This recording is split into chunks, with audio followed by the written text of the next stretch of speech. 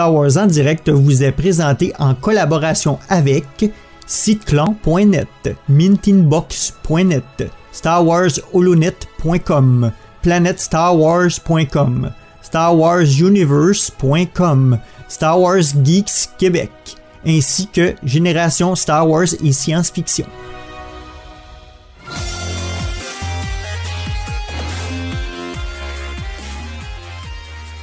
Bienvenue à Star Wars en direct, la voix du fandom Star Wars pour cette édition littérature qui sera consacrée au livre Light of the Jedi de Charles Soule. Ici Francis et pour discuter de ce livre, je suis accompagné de Jean-François Richard. Salut Jean-François! Salut Francis, salut Sébastien, bonsoir tout le monde! Et de Sébastien Minot. Salut Seb! Salut tout le monde, bonsoir! Donc, quoi de neuf côté Star Wars pour vous, messieurs?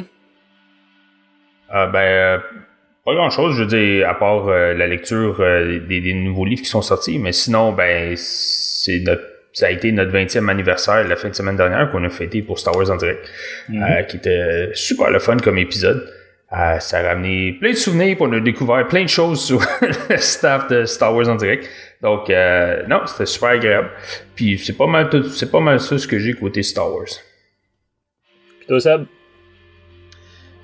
Pas mal la même chose que JF. On commence à lire les nouveaux romans. Donc, je suis en train de donner des coups dans mon micro. Puis c'est ça, on célèbre le 20e anniversaire de Star Wars en direct. Moi et Danny, on a eu la chance de se faire interviewer par Steele Saunders de Steele Wars et on va avoir une belle émission là-dessus dans quelques semaines, je suis sûr. Donc vous allez pouvoir rire un peu là en anglais de toutes nos péripéties. Mais ouais, c'est pas mal ça. Là, on a commencé l'épopée de High Republic. Donc on a bien hâte de se lancer là-dedans. Ouais, tu pourras nous parler au fil de l'épisode si t'as l'intention, c'est ça, de lire toutes les autres à côté, là, dans le jeunesse, dans le YA, etc. De mon côté, ouais, on a mentionné le 20e anniversaire. Hein. On peut peut-être mentionner, moi puis GF, on s'est procuré le nouveau casque Black Series, qui est disponible au Canada, c'est en exclusivité chez Toys R Us, aux États-Unis chez Target. À l'origine, c'était censé être juste chez Galaxy's Edge. Hein, fait que dans un sens, on est chanceux qu'on peut dire merci la pandémie. c'est peut-être un des très très rares bons côtés de la pandémie. Oui, exact. Non, mais faut le mentionner, il n'y en a tellement pas beaucoup. Il pourrait juste vendre les lightsabers, là, ça serait le fun. ouais, mais sinon, ils vendent les droïdes, je pense. Si je ne me trompe pas, les droïdes que tu peux construire. Ouais. Mais bon, rien ne vaut le déplacement, j'imagine, hein, Sébastien? Il y a pas grand-chose qui vaut le déplacement en toute franchise. Puis c'est intéressant quand même parce que pour ceux qui ont lu les livres, là, vous pouvez quand même discuter du personnage de Cardinal avec les gens qui sont sur Batuu, puis ils vont pouvoir en parler avec vous. Fait que ça, c'est le fun. Ouais, c'est ça, hein, je l'ai pas mentionné, c'est le casque du Capitaine Cardinal là, qui est maintenant disponible. Sur Toys R Us, il est disponible puis pas disponible. Hein? Il faut cliquer au bon moment. Faut y retourner souvent, puis des fois, on tombe que il est disponible. Puis là, on avertit JF, va acheter ton casque. Puis là, JF, trop tard, 3 heures plus tard, il est plus là. Mais j'ai réussi à le trouver pour pouvoir aller le chercher en magasin. Donc, c'est un avantage qu'on a de pouvoir quand même aller chercher encore nos choses en magasin pendant que c'est permis. Ouais. Au moment de l'enregistrement, il est présentement disponible pour ramassage et ou livraison. Oh, et voilà. Donc garochez-vous parce que je pense que ça va être populaire quand même, malgré que les gens connaissent pas nécessairement le personnage autant que les autres casques précédents. Mais quand tu es au parc, GF, tu le croises pas en Cardinal, tu croises l'espionne Vimoradi. Mais Cardinal, lui, c'est comme si l'histoire du roman était déjà passée, dans le fond. Exact. Yeah. Je veux pas spoiler le roman non plus. Bon, les gars, de toute façon, c'est un très mauvais roman, fait que... Ouais, c'est ça. Bon, Cécilie, elle l'avait aimé, là, mais encore une fois, elle était toute seule dans son camp. Non. Sincèrement, pour l'avoir écouté, moi, j'ai trouvé le développement du personnage quand même le fun. Ouais. Puis quand t'arrives là-bas, ça rend les choses le fun aussi de voir Ouais, c'est tout ce vraiment qui est dans de le roman qui se plus-value. retrouve sur place. Là. Mm. C'est ça rajoute plein de petits easter eggs le fun. Puis, mais oui, ça se passe après le roman malheureusement. Donc voilà, c'est ça. Non, il y avait plein de bons côtés à ce roman-là. C'est juste qu'en termes d'invraisemblable, tu sais, la série Die Hard passait pour crédible. Là, tu sais, je veux dire, moi, c'est vraiment le roman Star Wars le plus, tu sais, n'importe quoi. Puis en tout cas, bref, allez écouter notre émission qu'on avait faite là-dessus. Là, cette fois-ci, on parle de toute autre chose. On va mentionner les émissions récentes. Bon, on l'a dit à notre régulier 20e anniversaire. Et maintenant disponible aussi en podcast. Hein. Il l'était sur YouTube, évidemment, vu que c'était en direct. Mais c'est ça, il est maintenant disponible aussi en podcast, ceux qui voudraient l'écouter. On vous prévient, c'est un épisode fleuve. Hein, donc, si vous avez juste un 15 minutes, ben, au pire, prévoyez beaucoup de petits 15 minutes. Ouais, c'est ça. Pour atteindre, 4 heures, je pense? Ouais, c'est exactement ça, 4 heures. Hein. Mais on a eu bien du fun, hein. Puis les gens, en tout cas, les gens nous ont dit que c'était bien le fun à écouter. Ouais, Alex Berg qui nous dit 4h20, en fait. Donc, bref. Et ensuite, on a un Star Wars en direct littérature, justement sur Galaxy's Edge, sur les BD. Donc, moi puis Loïc, là, qu'on fait du rattrapage d'albums ces temps-ci. Et notre plus récent Star Wars 101 sur YouTube sur les droïdes IG. Donc non seulement 88, mais IG-11 aussi. Et toute la panoplie, vous allez voir, il y en a plein.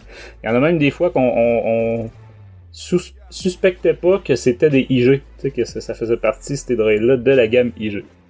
Bref, vous irez voir ça. Et sur ce, messieurs, je vous propose qu'on passe en hyperespace. Oh crap! Prepare to jump into hyperspace on my mark. All right, stand by.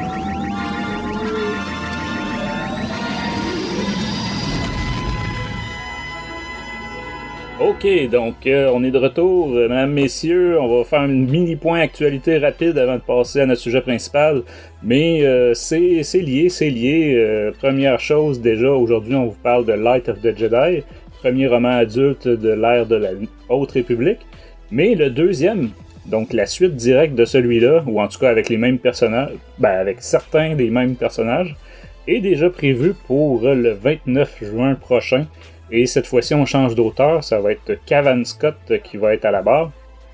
Je crois que ça va être son premier roman adulte pour du Star Wars, mais c'est quelqu'un qu'on voit très très régulièrement dans le jeunesse et dans les comics aussi jeunesse, donc c'est quand même...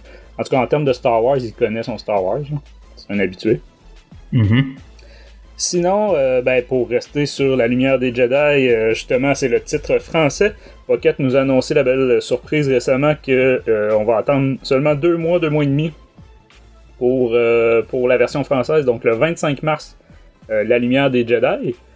Et la traduction aussi du second roman, c'est pas un adulte, là, c'est un young adult qui s'appelle en anglais Into the Dark, si je me trompe pas. Donc là, ça va être en français En pleine ténèbres, et c'est prévu pour le 22 avril, toujours chez Pocket, qui fait aussi dans les jeunes adultes. Et enfin, on va avoir aussi la traduction du livre jeunesse qui est déjà sorti, là, ça s'appelle A Test of Courage. On n'a pas de titre français encore, et j'allais m'avancer en faisant une traduction littérale, mais Hachette a tendance des fois à changer un peu les titres, là. Donc, comme je disais, ça va être chez Hachette, en bibliothèque verte, et c'est prévu pour le 31 mars. Et on a JF ici qui l'a déjà lu ou écouté. Qu'est-ce que t'en as pensé rapidement, JF, là, sans faire une émission là-dessus? Ok, rapidement, c'est pas un livre qui est nécessaire de lire si vous voulez juste les romans adultes. C'est un livre qui se déroule après le grand désastre, mais ça met pas en vedette des personnages qu'on voit dans le roman Light of the Jedi. Honnêtement, il y a certains moments, ça me faisait penser, Seb, je pense que tu vas peut-être t'en rappeler plus. Français, je sais pas si tu as lu, mais la série Jedi Apprentice qu'il y avait dans les années 2000, qui était une série de romans jeunesse qui mettait en vedette Obi-Wan et Qui-Gon. Donc, ça me fait un peu penser à ça. La seule chose, c'est que l'histoire est un peu... comment je peux dire... je veux pas spoiler l'histoire, là, mais... sais, je pensais qu'on apprendrait plus parce que c'est comme ils veulent en présenter plus sur la façon que les Jedi fonctionnent, comment que la République fonctionne et tout. Puis honnêtement, pour une histoire qui se passe 200 ans avant la prélogie, c'est pas bien différent de qu'est-ce qu'on voit dans la prélogie. T'aurais pensé qu'il y a eu une certaine évolution en 200 ans, ce qui est pas tout à fait le cas. Puis c'est ça, je vais pas dévoiler le punch de l'histoire, mais écoute, ça se lit vite. Donc si vous avez le temps, c'est un petit roman qui se lit vite. Mais comme je dis, c'est vraiment pas nécessaire de lire pour comprendre les romans parce que c'est pas interconnecté. C'est pas comme genre les séries qu'il y avait dans le temps comme genre le Nouvel Ordre Jedi ou Legacy of the Force. Là, c'est pas où que chaque livre suivait l'histoire. C'est pas le cas pour ça. Mais c'est quand même un bon. Moi, je donnerais un 7 sur 10. 6-7 sur 10. Je pense qu'il avait annoncé que c'est dans celui-là qu'il y avait Yoda. Ça se peut-tu? Je suis dans le chat. Ouais, ben il y a aussi mention de Yoda dans Light of the Jedi. Ouais, il le mentionne, mais je veux dire, c'est-tu dans celui-là que vraiment il interagit, il est présent ou... Non, il n'y a pas un rôle... il y a pas un rôle, c'est pas un personnage principal de l'histoire. Je pense que c'est supposé être dans le prochain. Okay. Mais non, pas dans celui-là. Ok, ben c'est bon. En tout cas, effectivement, on va jeter un coup d'œil à ça. Il y a Lex Berg aussi là, qui disait qu'il a fini ça hier et qui a bien aimé. Donc, bref, vous pourrez aller jeter un coup d'œil à ça si vous êtes très très très enthousiaste sur la Haute République. Je crois que ça va être le cas de plusieurs. En attendant Into the Dark. Donc, pour passer à notre sujet principal, justement, Sébastien, est-ce que tu pourrais nous lire le synopsis de l'éditeur du livre d'aujourd'hui? Mais bien sûr! Bien avant le Premier Ordre, avant l'Empire, avant la guerre des clones, les Jedi éclairaient le chemin pour la galaxie durant la Haute République. C'est un âge d'or, d'intrépides explorateurs de l'hyperespace étendant la portée de la République jusqu'aux étoiles les plus éloignées.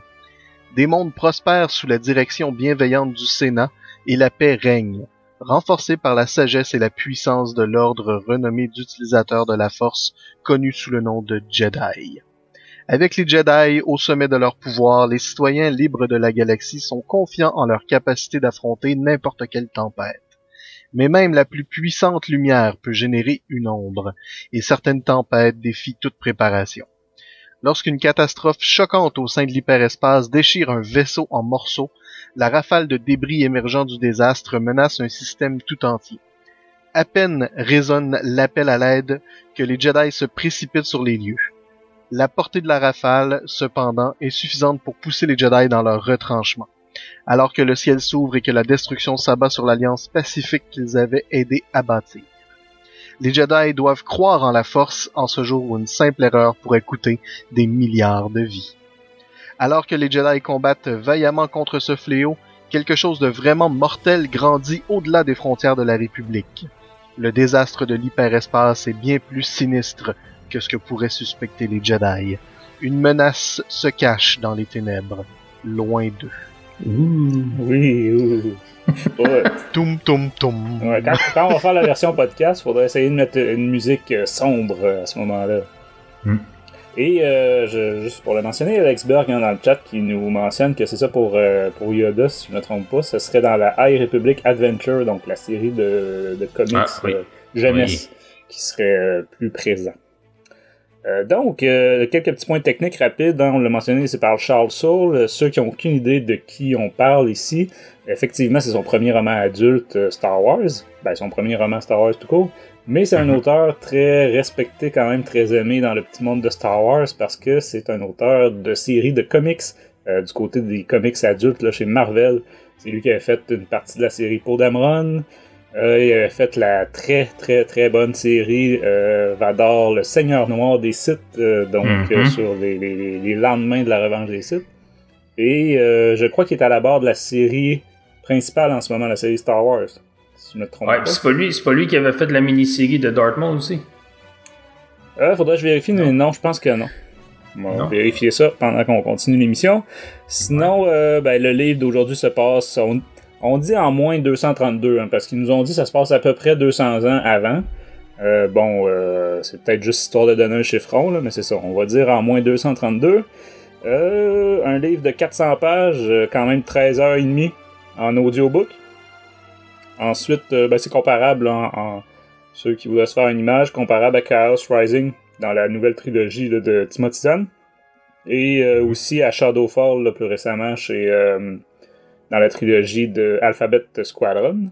Et peut-être mentionner qu'il y avait une couverture variante, cette fois-ci, non pas pour un événement ou un pays différent, mais pour une édition spéciale. Donc une couverture qui présentait un face-à-face de cavalerie Jedi contre Nihil, copie que Seb a dans les mains en ce moment, et qui venait aussi avec des petits bonnies. Donc Seb qui me présentait tantôt une paire de bas et une superbe épinglette à l'effigie de l'ordre Jedi. De la République. Ouais, de la République, ouais. De la République de cette époque-là. Bref, très très joli, je suis très jaloux. Même si... est-ce que tu vas les porter, les bas, Seb, ou tu vas l'exposer sur le mur, ou...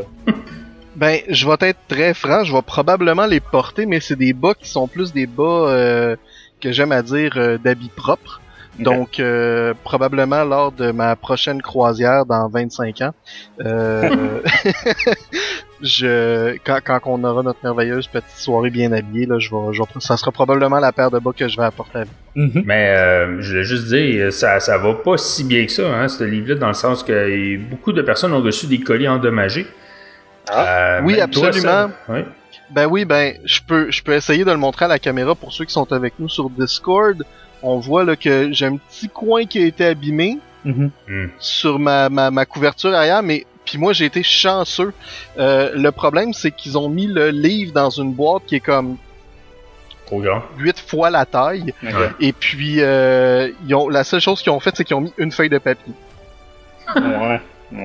Puis ils ont même pas emballé le livre ou quoi que ce soit. Là. Ils ont pris la boîte, ils ont mis le livre, ils ont mis une feuille de papier, ils ont mis les bas puis les pins, puis ils ont shooté ça comme ça. Écoute, c'est le pire emballage que j'ai jamais vu. Ouais, mais ça. Mais puis moi j'ai été chanceux, donc c'est ça, j'ai juste là ce léger défaut là. Mais effectivement, je peux comprendre là, après avoir vu les photos là, sur certains groupes internet, là, je peux comprendre qu'il y en a qui se soient très très offusqués là, de la réception de leur... Moi je vais dire, tu sais, Out of Print, c'est eux autres qui ont fait cette édition-là. Moi j'avais commandé l'édition de Tron, Chaos Rising, je l'ai jamais reçu. Le colis a été perdu.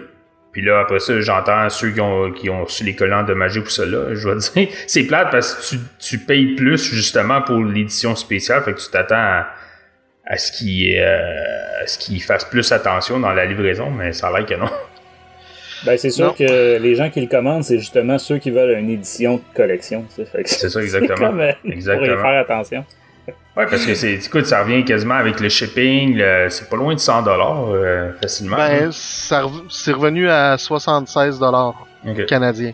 Bon. Pour le livre qui est à 50$ plus la paire de bas puis la pile.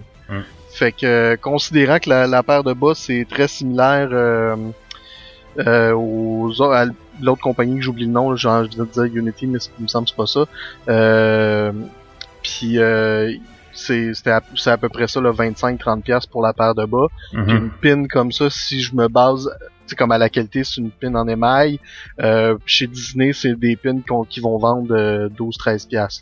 Ouais. Fait que tu rentres quand même dans ton argent au final, là, selon moi. Là. Puis surtout que le livre est signé par Charles Soule. Donc c'est un petit plus-value. Et encore une fois, Lex Berg qui je pense qu'il se négocie une cote d'adjoint administratif à l'émission. Ouais, c'est ça. Mais qui nous a trouvé qu'effectivement c'est ça, Charles Soule. C'est la série Lando qui avait fait, c'est vrai qu'elle était excellente, la première série là, où est-ce qu'il volait le yacht de l'empereur.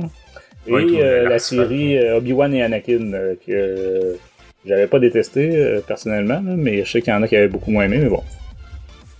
Bref, écoute, en partie non-spoilers, JF, qu'est-ce que t'as pensé de ce premier roman-là de l'ère de la Haute République? Écoute, la première chose qui m'est venue en tête quand j'ai lu le livre, c'est le fun. C'est un livre qui est le fun à lire. honnêtement, ça fait longtemps qu'on n'a pas eu une introduction de livre excitante comme celle-là. Habituellement, les introductions des livres, c'est tout le temps lent à partir parce que tu sais, ça met l'histoire en place et tout. Mais non, celle-là, c'est parti, ça part vite, c'est intense, puis ça dure l'intro, un peu plus de 100 pages. Donc c'est vraiment excitant. Puis comme j'avais mentionné dans notre chat qu'on a pour Star Wars en direct, ça m'a fait penser un peu l'intro au Nouvel Ordre Jedi. Dans le sens que tu sais pas ce qui arrive, tu sais ce qui arrive. Mais je veux dire, quand ceux qui vivent l'événement, ils savent pas ce qui arrive. Là, je vais pas aller trop dans les spoilers, mais tu sais, t'as le désastre qui arrive, ça arrive de partout, tout le monde pense que c'est une invasion, puis tout ça, puis ils savent pas quoi qu'ils font à faire, puis là, t'as les Jedi qui arrivent, puis qui essayent d'aider, qui essayent de sauver le monde et tout. Donc, ça me faisait penser un peu au Nouvel Ordre Jedi, beaucoup moins sombre que le Nouvel Ordre Jedi, quoique c'est quand même assez comment je peux dire, des choses quand même assez intenses, là. Ouais, c'est violent. Ouais, c'est ça. C'est assez violent, surtout quand il y a des pertes de vie et tout au début, là. Donc, c'est ça. Le reste du livre, c'est super. C'est un très bon. Les Nils, qui est le nouvel ennemi, qui est les ennemis de cette série, du moins pour la première phase, sont intéressants, sont bien développés. Encore une fois, c'est peut-être moi, là, mais j'ai encore ce lien avec les Yuuzhan Vong un peu c'est pas aussi intense, là, mais tu sais, c'est une technologie différente, ils sont pas aussi avancés, donc ça, j'ai trouvé ça vraiment le fun. La seule chose peut-être que le seul point négatif, je pourrais dire, c'est que c'est encore une fois, il y a comme à un moment donné, à un certain moment, il y a comme pas deux histoires, il y a comme deux histoires, mais ils se déroulent pas en même temps. Pendant un certain moment, tu as l'impression qu'ils se déroulent en même temps, mais là, plus tu lis, puis là, tu te rends compte que la deuxième histoire, ça se déroule sur des semaines et des semaines et des semaines, au lieu de la même période que l'histoire principale. Puis ça, je trouvais que ça marchait peut-être pas aussi bien que l'intention de l'auteur. Donc ça m'a accroché un peu. Mais non, je dois dire que à part ça, c'est vraiment un petit détail, là. Le reste, c'est vraiment un excellent livre. Charles Soules, il écrit, c'est simple ce qu'il écrit, c'est pas compliqué, on comprend tout de suite, on réussit à se faire une bonne vision, de le visualiser, ce qu'il écrit. Il y a pas beaucoup d'auteurs, je trouve, dernièrement, qui sont capables de faire ça. T'écris quelque chose puis tu le vois vraiment dans ta tête, tu le vois comme l'image. Donc ça, c'est un plus pour lui. Puis honnêtement, sa transition de BD Star Wars à roman Star Wars, c'est un succès. Hein? C'est une bonne transition.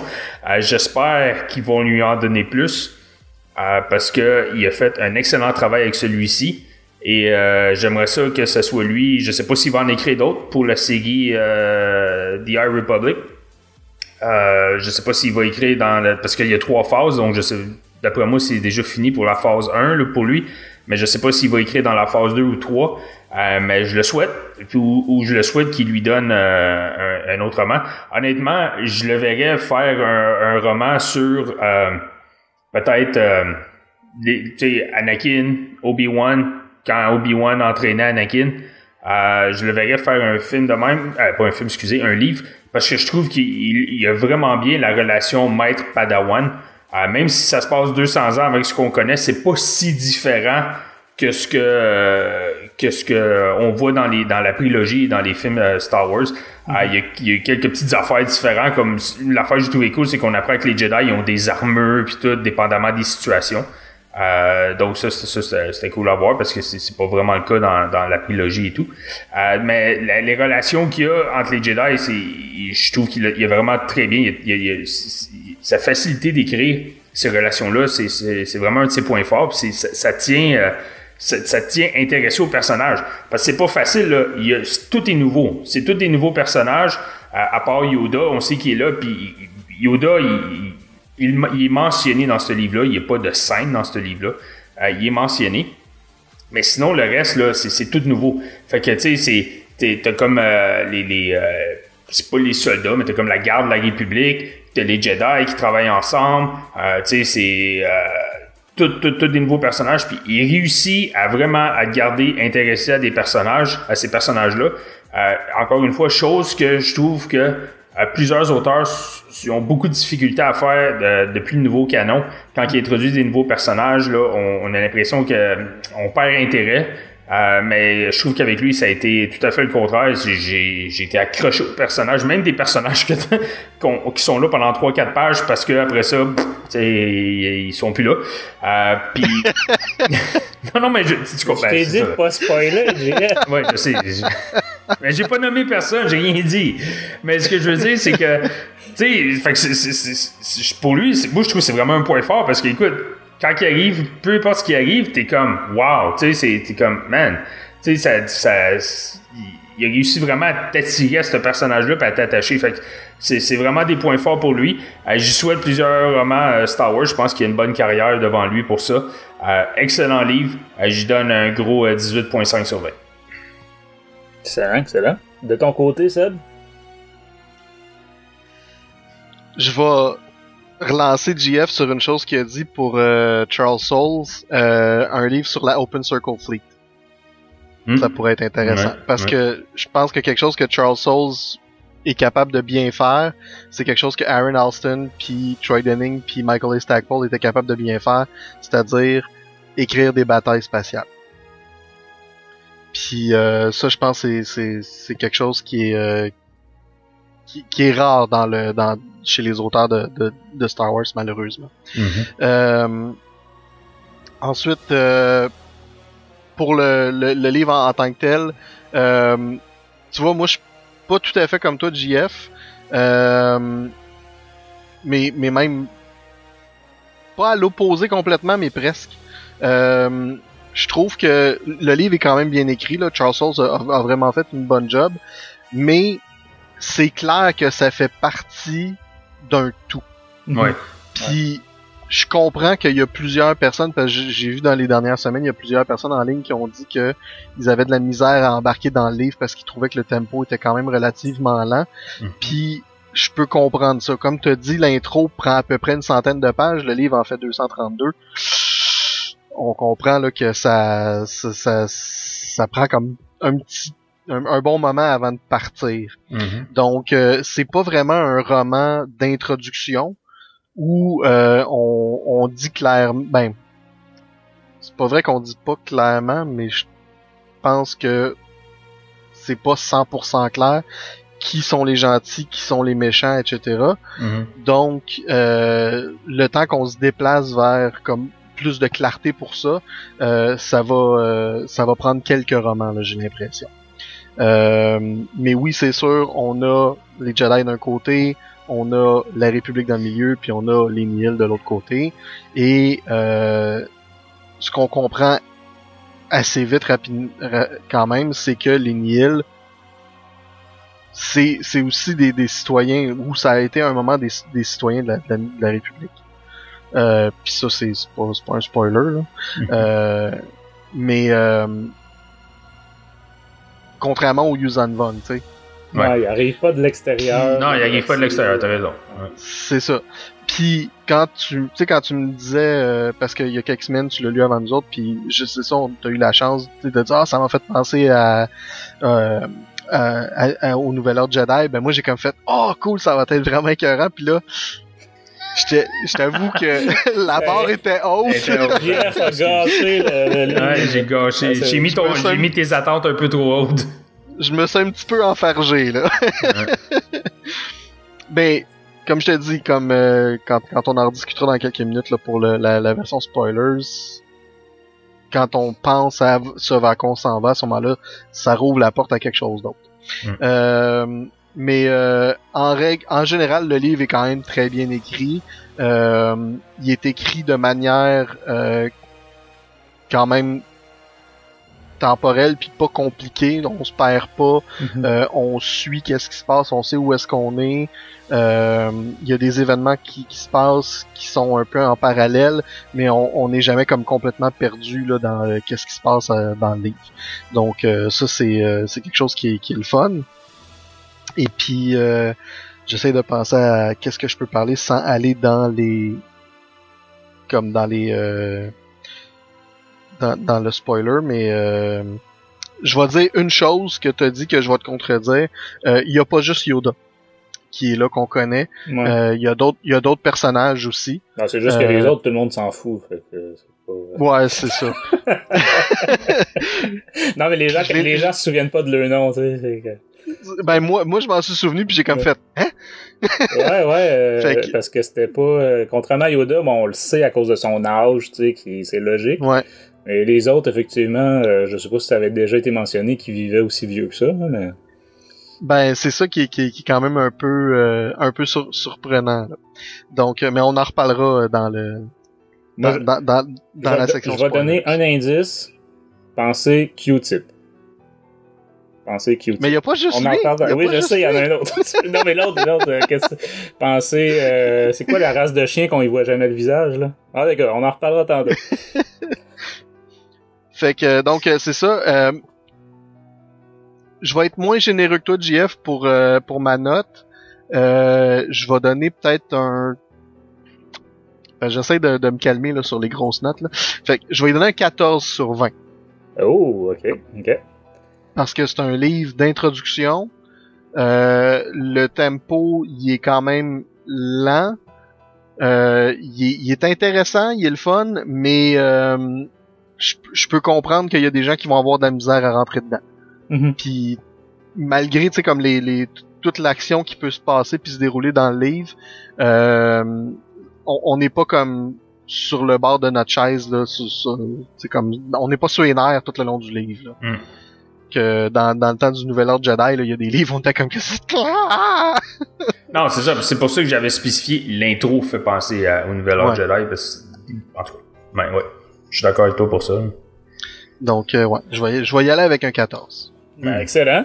Je pensais pas être celui qui serait le plus enthousiaste ce soir, mais ça va peut-être être le cas. Moi, dans le fond, j'ai été agréablement surpris à beaucoup de niveaux avec ce livre-là. J'ai trouvé que c'était violent, que c'était sale, que on retrouvait la maturité des histoires que Charles Soule nous met dans les comics.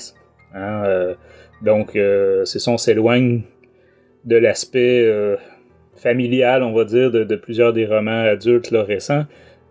Beaucoup de moments critiques, de l'action quand même en quantité, du suspense aussi, souvent.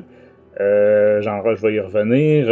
Un impact aussi à grande échelle. Souvent, les gens se plaignent que les livres, depuis le rachat par Disney, c'est pas la priorité, c'est un accompagnement souvent au film ou aux séries ou aux jeux. Là, cette fois-ci, c'est vraiment... puis il y a quand même un impact galactique. Là. C'est pas juste un petit événement anecdotique pour 2 personnes. Là. Vraiment un tournant dans l'histoire galactique. Une pluralité de points de vue aussi. On est à une époque visiblement que les gens peuvent avoir des opinions différentes. Et des motivations aussi très différentes selon les personnages. Puis tu l'as mentionné un peu, JF, mais des antagonistes d'importance. Vraiment une vraie menace. Malgré, pour une fois, dans un sens, une vraie menace, malgré l'absence du côté obscur. En tout cas, pour l'instant, là, tu sais... Fait que, puis c'est pas nécessairement méchant dans le sens que, je suis méchant. C'est pas le méchant qui veut être méchant, là. On a vraiment des méchants, entre guillemets, mais avec vraie motivation. Fait que ça fait toujours du bien. Tu sais, je disais violent, sale, tout ça, des victimes collatérales, aussi des choix. Les Jedi doivent une question de priorisation de qui on va sauver. C'est très d'actualité en ce moment avec les hôpitaux. Ouais, c'est ça, je l'ai dit. Les hôpitaux. C'est vrai. Sérieusement, on va se le dire, là, ce livre-là a quand même été écrit il y a quelque temps. Et oh mon Dieu, il est d'actualité. Puis au même point où est-ce que Puis je vais le dire là parce que je vais le spoiler juste ça là, mais le mot unité est utilisé à un moment dans le livre. Le lendemain, puis comme je lis ça le lendemain du discours de Joe Biden lors de son de son investiture, puis je suis comme ok là, il y a beaucoup de parallèles là. ouais, c'est vrai. Moi je l'ai lu avant, tu vois, fait que j'avais pas fait le lien. Ouais. Sinon, ben justement, tu parles de ça un peu. J'ai noté l'environnement politique qui est présent, puis l'environnement politique, mais aussi économique, social. Tu sais, on va en parler en partie spoilers là, mais on a toutes sortes d'impacts justement qui, quand tu le dis comme ça a de l'air chiant. Mais c'est super bien amené, intégré dans l'histoire, tout ça. Développement de beaucoup de personnages, puis bon, c'est 100% des nouveaux personnages.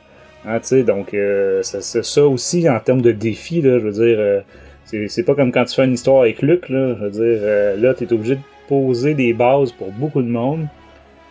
Et, bon, tu l'as dit tantôt, JF, de toute façon, c'est pas tant un spoiler, ou ça a rien de grave de le dire, mais plusieurs ne survivent pas. On est face à un désastre très important dans ce livre-là. Une méga catastrophe, ça a été annoncé depuis le début. Là. Mais c'est ça, on nous introduit des personnages qui meurent après quelques temps. Donc, c'est un livre dans lequel personne n'est en sécurité. Fait qu'on peut jamais savoir, là, on peut jamais être certain parce que la personne est dans un film plus tard. Fait que ça, c'est quand même très le fun pour ça. Mais je noté aussi plusieurs concepts intéressants là. Donc c'est pas des gros spoilers de mentionner là, mais tu sais en termes technologiques, le défrichage là, ou le développement des voies hyperspatiales à cette époque-là, la fameuse station qui est sur la couverture du livre, la Starlight Beacon. Ouais, j'ai bien aimé tout ce qui est tout ce qu'elle représente, les événements liés à la station, en tout cas, bref, un peu, tout relié à ça. L'organisation aussi des Nihil. Ben dans le fond, c'est ça, on n'est pas juste bon ben voici les méchants, puis tu sais, l'Empire, bon, ça a évolué avec le temps, là, mais au début, c'est Vador, puis des bonhommes en blanc, tu sais. Là, on a une organisation vraiment avec les subtilités là-dedans. En tout cas, j'ai beaucoup aimé ça. J'ai mentionné les technologies moins développées. Hein, les gens font le parallèle, c'est évident, avec la période Old Republic, qui se passait 4000 ans avant, puis qui avait pratiquement aucune différence en termes technologiques, ou en tout cas pas grand-chose. Là, cette fois-ci, il y a toutes sortes de petites affaires, pas juste au niveau technologie, mais entre autres, au niveau aussi de l'étendue de la République, hein, qui comprend pas la totalité de la galaxie. Dans les doctrines Jedi aussi, il y a beaucoup de différences.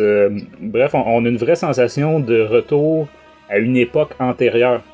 Donc, on sent vraiment qu'on est plusieurs dizaines, centaines d'années avant ce qu'on connaissait. Donc, ça, c'est très bien. C'est parce que ça fait partie des reproches que j'avais sur Old Republic. Fait que c'est ça, une bonne intro à ce nouvel âge de l'histoire de Star Wars. Le champ des possibles est très vaste. Fait que beaucoup de possibilités, là, une belle base sur laquelle construire le reste de cette série-là de la Haute République. Puis moi, j'ai bien aimé l'écriture de Charles Soule. Parce que, tu sais, en termes de thèmes puis d'idées, ça, on le savait avec les Marvel que ça allait être bien. Mais, en tout cas, on pouvait le supposer. Mais c'est ça, en termes d'écriture, j'avais jamais lu ces livres hors Star Wars. Donc, c'est ça, une belle surprise de ce côté-là. Tu l'as dit, JF. Il me semble que c'est toi qui l'as dit, c'est fluide. C'est clair. On comprend ce qui se passe. Que ce soit en termes, puis là, je pense que c'est Seb qui le disait, en termes de combats spatiaux. Parce qu'il y en a quand même pas mal là-dedans. Mais aussi, quand on est sur le terrain, ou tu sais, fait que bref. C'est facile de visualiser ces écritures, ouais. Exact, c'est ça. Puis tu sais, moi, ça m'a fait. Il y a ça, puis il y a l'aspect relation, là, Jedi Padawan, tout ça que tu as mentionné, JF. Fait que tout ça, ça m'a fait penser beaucoup à comparer avec Maître et Apprenti de Claudia Gray. Où est-ce que justement, un de mes reproches à Claudia Gray, c'était que j'aimais pas, je trouvais qu'elle maîtrisait pas la relation Obi-Wan et Qui-Gon, personnellement. Et en termes de combat, souvent, j'étais perdu. Je j'étais obligé de le relire et relire pour essayer de comprendre le déroulement des combats ou des... Fait que non, vraiment, là, une belle surprise. En tout cas, des félicitations pour Charles Soule.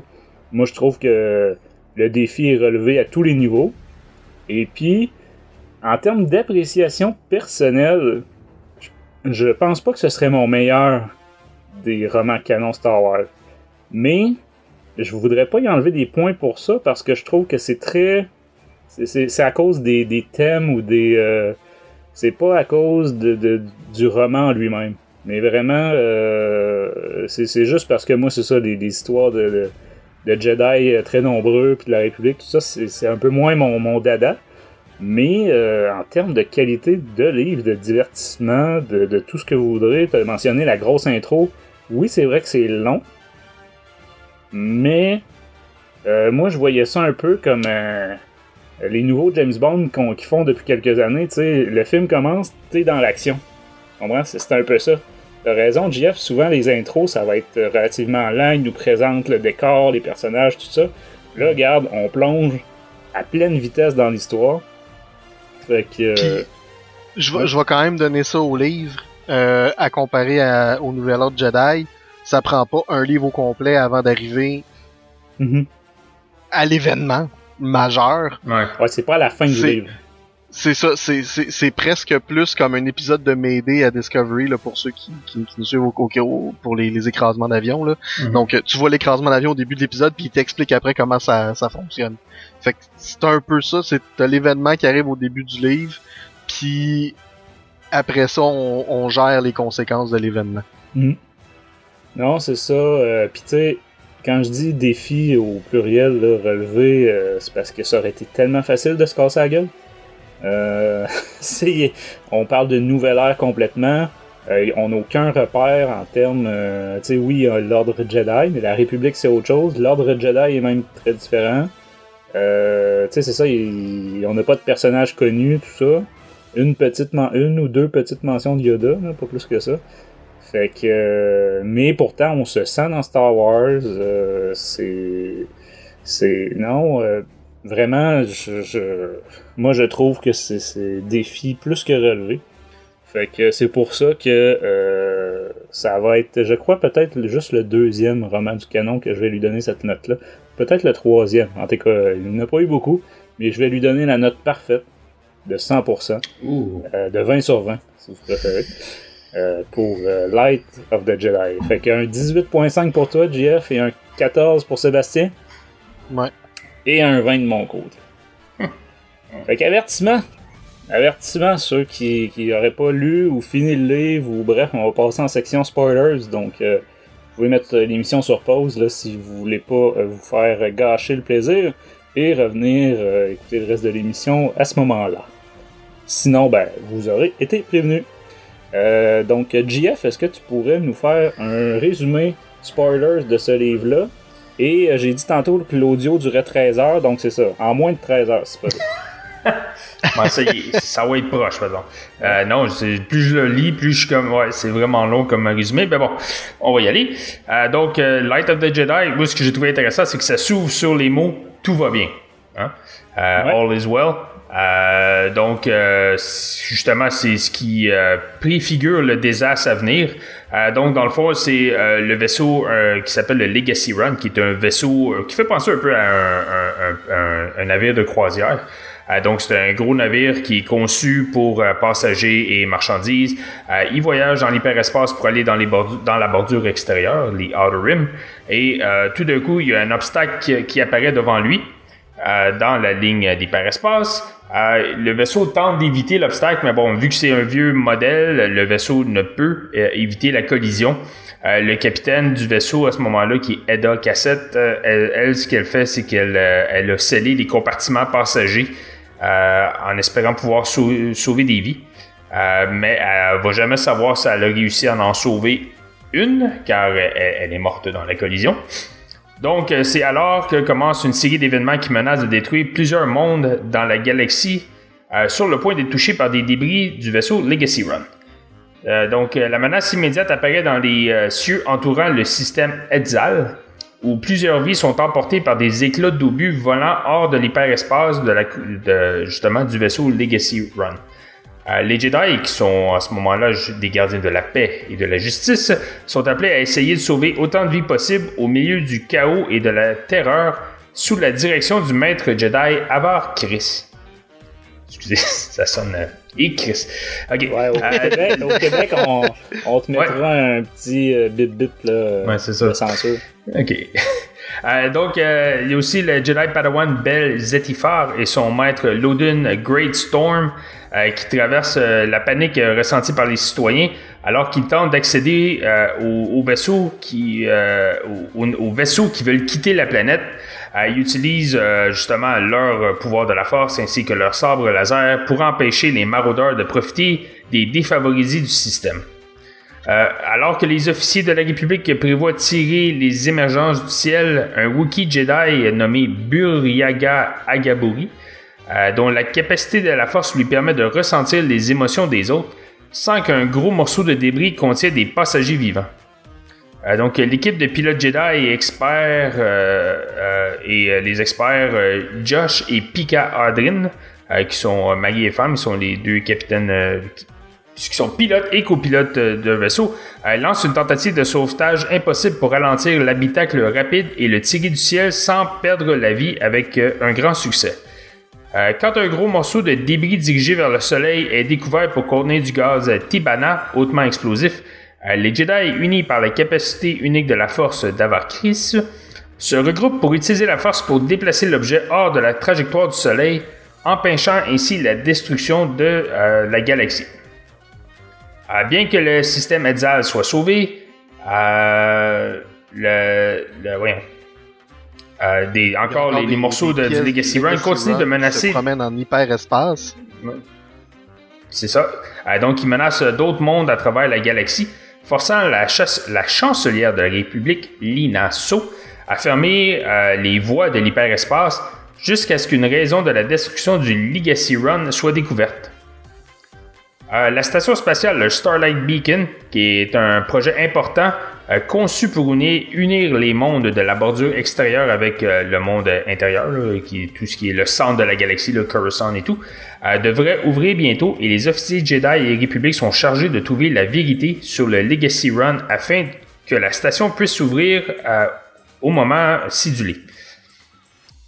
Pendant ce temps inconnu de la République et des Jedi, une nouvelle menace connue sous le nom des Nihil fait des ravages dans les poches de la galaxie. Les Nihil sont des pirates de l'espace impitoyables qui prennent sans remords et voyagent à travers les voies secrètes de l'hyperespace. Bien qu'ils ne soient pas techniquement dirigés... qu'est-ce que j'ai écrit là? Bien qu'ils... OK. Dès qu'ils ne sont pas dirigés, ok. Donc il y a un personnage qui s'appelle Marchion Ro. Ro veut plier, il veut amener les Nihil à ses fins et notamment punir les Jedi pour quelque chose qui est arrivé dans son passé à lui. Donc les Nihil sont dirigés par trois ce qu'ils appellent des Tempest Runners qui attendent une loyauté sans partage de ceux qui les suivent et punissent impitoyablement l'échec. Sur une planète qui s'appelle Elfrona, une famille est kidnappée par les Nihil et les Jedi, dont Bel Zetifar et Loden Greatstorm, organisent une tentative de sauvetage avant que les Nihil ne soient en mesure de faire sortir la famille de la planète. Avar Kriss et le chevalier Jedi Ezar Man s'entretiennent avec des membres du San Tekka qui connaissent l'hyperespace mieux que quiconque. Dans la galaxie, les San Tekka assurent aux Jedi qu'il est impossible qu'une collision se produise dans l'hyperespace, mais il est clair qu'ils ne disent pas entièrement la vérité. Donc, Marchion Ro voyage dans l'hyperespace avec l'aide d'une vieille femme qui est sensible à la force, nommée Marie San Tekka, qui est capable de trouver les voies secrètes de l'hyperespace que Ro fournit au Nihil, bien qu'il n'ait aucune idée de comment il y a accès. Après une peur sur la vie de Marie, elle dit à Ro qu'elle peut identifier où les morceaux du Legacy Run sortiront dans l'hyperespace, donnant au Nihil un avantage sur la République qui a chargé un homme du nom de Kaventar du système Etzal de fabriquer un appareil géré par des milliers et des milliers de droïdes pour anticiper où les morceaux vont apparaître. Lorsque Kassav, l'un des Tempest Runners, tente de profiter du système planétaire Eriadu en proposant de détruire les morceaux, qui c'est qui va arriver, quelque chose ne va pas, faisant de lui une cible de la République. Lorsque la République commence à suivre les morceaux et à se déplacer pour les détruire, il se lance dans une bataille avec le Nihil dirigé par le Tempest Runner Lournadi, ce qui entraîne des pertes de vie humaines, y compris le chevalier Jedi Te-Ami. Lournadi et son survivant Nihil s'échappent. Avec le Nihil exposé comme étant la cause du désastre du Legacy Run, la chancelière So s'est engagée à les faire traduire en justice et appelle les Jedi à les aider, bien qu'ils luttent avec l'idée que les Jedi entrent dans une bataille militaire. À la lumière des échecs de Kassav et Lournadi, Marchion-Ro fait un exemple de Kassav devant toute l'assemblée de Nihil et profite de l'occasion pour réorganiser les Nihil sous sa direction. J'ai presque fini. Ils sont pas très... Ouais, parce que jusque-là, c'était un peu un consultant. Hein, c'était... Ouais, c'est ça. C'est pas lui qui dirigeait comme tel. C'était le grand prêtre dans l'organisation, on va dire. C'est ça. Fait que là, il prend le contrôle. Donc, au-dessus de la planète d'Elfrona, le navire Nihil contenant la famille kidnappée jette le plus jeune de la famille, une petite fille nommée Balin, et Belle, qui n'avait auparavant pas appris à sauter de loin et à survivre, utilise la force pour sauter de son navire et attraper la petite fille, atterrissant avec elle en toute sécurité sur le sol. Loden Greatstone continue de chasser le Nihil. Kassav et sa tempête se lancent dans une bataille spatiale avec un croiseur de la République près de la planète nébuleuse Cure, avec peu de chances de s'échapper à moins qu'il ne puisse obtenir une voie envoyée par Marchion-Ro.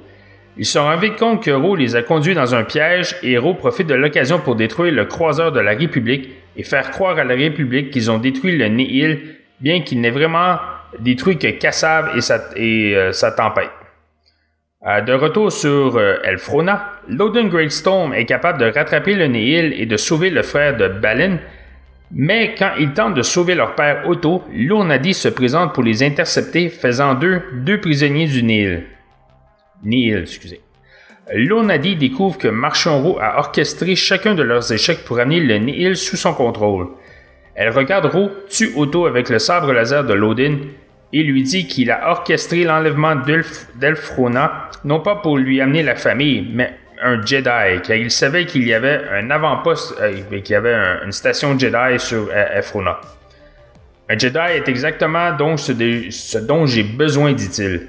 La chancelière So réfléchit aux événements, décidant d'ouvrir le Starling Beacon à temps, mais elle se demande si la menace Nihil est réellement terminée.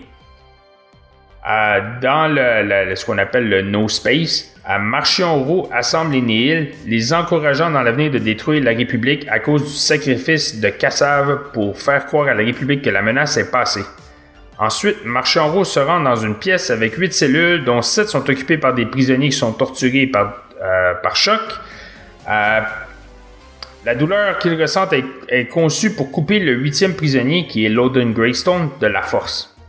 Marchion-Ro révèle qu'il était derrière l'incident du Legacy Run et qu'il a utilisé les Nihil comme un outil pour se rendre aux Jedi. Lors de la cérémonie célébrant l'ouverture du Starling Beacon, la chancelière So prononce un discours sur la station spatiale apportant la sécurité sur les bordures extérieures. Avar Kriss et Elzar Mann, qui vient d'être nommé maître Jedi, marchent ensemble en amis. Avar quitte Elzar, mais Elzar est en proie à une terrible vision de la Force où il voit des Jedi hurlants et massacrés. Et c'est sur ce que se termine le livre. Ben merci JF. Écoute, c'est déjà tout un exploit de résumer un livre en aussi peu de temps. Ouais, alors, on va pouvoir revenir... Ouais. Comment? J'allais dire Julien va pouvoir rire de moi parce que je devais faire ça simple, puis tu vois, j'ai encore étiré ça sur 5-10 minutes. Non, mais en toute franchise, pour tout ce qu'il y avait à couvrir, t'as très bien fait ça. Ok, merci. Ouais, puis on va pouvoir revenir évidemment sur plein de petits détails croustillants. On va commencer avec toi, Sébastien. Est-ce que tu avais des choses en particulier que tu t'étais noté, là, des divulgateurs? Quelques-uns. Ben, je vais commencer par un truc qui m'a bien fait rire. Quand on entre pour la première fois dans le système de Edzal, on entre sur une station, dans le fond, voyons, j'ai envie de dire là, de rapport de trafic là, qui fait juste suivre tout ce qui rentre puis qui sort du système puis qui s'assure que tu sais il y a pas de vaisseaux qui vont se faire entrer en collision l'un l'autre. Puis il y a 2 personnes dans cette dans cette station-là, puis il y en a une qui lit des romances Jedi. Ouais. Donc c'est drôle de voir que dans l'univers de Star Wars, dans la galaxie, ben les Jedi sont vus comme des héros, sont respectés comme des héros, mais il y a quand même des histoires qui sont écrites par certaines personnes où les Jedi tombent amoureux l'un de l'autre et puis vont se battre ensemble au lieu de faire d'autres choses. Ah ouais, il y a les potins Jedi là. C'est ça, tu sais. Ça, j'ai trouvé ça quand même comique, là, comme chose. Mais on peut peut-être mentionner, vu que t'en parles, qu'il y a effectivement, pas nécessairement une romance, mais on comprend que, disons que le célibat de Jedi est moins absolu à cette époque-là, que c'est pas nécessairement un dogme comme à l'époque qu'on connaissait jusque-là. Puis que 2 des personnages ont plus ou moins déjà été, pas nécessairement en couple, là, mais tu sais, ça a été des bons amis. Des bons amis, on va dire. Ils se connaissent. Des amis avec des bénéfices, comme on dit. C'est ça. Puis ouais, c'est ça. Dans le système de Edzal, moi j'ai écouté le livre, puis j'ai passé la journée aujourd'hui à écouter et lire en même temps. Mais Mark Thompson fait la voix de Zephyr Neka, qui est le chancelier de Edzal Prime, et la voix qu'il a décidé de faire, c'est Donald Trump. Et ça, c'est merveilleux. J'ai pas remarqué. C'est merveilleux parce que le chancelier de Edzal Prime a comme fait plein de coupures budgétaires, puis ouais, là, parce qu'il y avait plus aucune menace, puis ouais. C'est ça, fait que là Edzal est comme dans la chenoute à cause de ça. Puis c'est vraiment drôle. Bref, encore une fois, on parlait de parallèles qui se jouent avec les choses qu'on a vues là. Donc ça, c'est quelque chose qui m'a bien fait rire par rapport à ça. Donc c'est ça. Je vais y aller avec toutes les notes rapides là, que j'ai pris sur la chose. Starlight Beacon, GF, tu vas probablement plus comprendre la référence, mais je trouve que c'est un peu comme le Watchtower de Justice League, mais pour les Outer Rim. C'est expliqué un peu plus tard dans le livre que c'est censé être la première station de plusieurs. Venant d'un futur déjà éloigné, on sait que ces stations-là survivront pas. Exact. Donc, je pense qu'il va en avoir juste une et probablement que dans la deuxième partie, elle survivra pas jusqu'au 3e. C'est ça. À la 3e époque. On peut peut-être mentionner que moi j'ai trouvé intéressant que ce soit à la fois, on va dire, civil, là, si on peut dire, et Jedi, parce qu'il y a un temple sur chaque station, en tout cas sur celle-là. Mais puis ça a été fait d'ailleurs, ils disent, par un architecte, un grand architecte Jedi, tout ça. Mais ça reste aussi une antenne du gouvernement de la République qui veut justement s'étendre petit à petit. Ouais, ça c'est le matériel utilisé pour créer la station, ça aide à faire comme la résonance là des signaux de la République. Donc ils peuvent s'en servir comme antenne de communication. C'est comme une grosse antenne 5G. Pour les Outer Rim. Moi c'est ça que j'ai trouvé je trouvais ça intéressant, c'est qui va diriger ça. Comme tu disais, Francis, c'est un peu comme la République, t'as la partie civile, la partie du gouvernement, puis t'as la partie Jedi. Sauf que là, c'est comme plus les Jedi qui sont là que les civils. Donc, ça, on sait pas trop si c'est vraiment, si-tu les Jedi qui vont diriger la station ou c'est plus le gouvernement. On le sait pas, c'est comme un... Moi, la manière que je le voyais, dans le fond, c'est administré par les Jedi, mais sous l'œil de la République. Donc, ça reste la République qui va dire, on a besoin de la station pour faire des négociations entre Nar Shaddaa et puis Tatooine, vous allez recevoir des envoyés de ces planètes-là, donc préparez-vous à ça. Moi, c'est un peu comme ça que je vois ça. Dans le système Edzal, t'en as parlé dans le résumé spoiler, il y a un des morceaux du Legacy Run qui est dans le fond un gros contenant de Tibanna gas, de gaz Tibanna comme sur Bespin. Puis s'il s'en va vers le soleil, ça va avoir une réaction néfaste, puis ça va faire une supernova, puis tout va éclater. Là, j'étais comme Kevin J. Anderson a appelé, il aimerait ça avoir son Sun Crusher. J'étais comme, on peut-tu, là, en tout cas, j'ai trouvé ça poussé un peu. Dans l'histoire en tant que telle, ça vient rajouter au stress du moment, parce que les Jedi ont déjà comme vraiment beaucoup de choses à surveiller par rapport à l'émergence. Donc ça rajoute à quelque chose, un stress, là. Mais j'ai trouvé que c'était peut-être un petit peu poussé comme comme possible problème outcome. On est 200 ans avant les histoires qu'on connaît présentement de toute Anakin et compagnie, de la saga Skywalker dans le fond. Puis on se promène déjà en hyperespace, mais les routes sont pas nécessairement toutes bien programmées de ce qu'on comprend. Puis c'est pour ça que ça prend 57 708 navi-droïdes pour calculer où les émergences du Legacy Run vont potentiellement sortir. Puis ça, j'ai trouvé que en tout cas pour moi, techniquement, ça marche pas. J'ai trouvé ça un petit peu comme poussé trop loin là, comme défi à relever. Et puis surtout que t'as justement Mary Senteca qui semble être une matriarche de la famille Senteca, qui est une famille d'explorateurs, de cartographes de routes d'hyperespace que l'on comprend, dont Lor Senteca qu'on a vu dans The Force Awakens, et définitivement comme fait partie de cette famille-là. Mais elle a comme, je sais pas, des pouvoirs de la force en plus du reste, donc elle est capable de voir des routes hyperespace de la même manière que les Skywalker Chiss voient des routes hyperespace là, dans les Outer Rim. Moi en tout cas c'est comme ça que j'interprète ça là, sincèrement.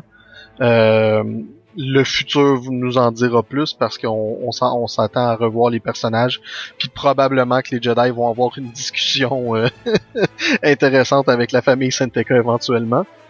Et mais c'est vrai que c'était cool comme idée, je trouve, tant qu'à avoir, il aurait pu prendre n'importe quel nom.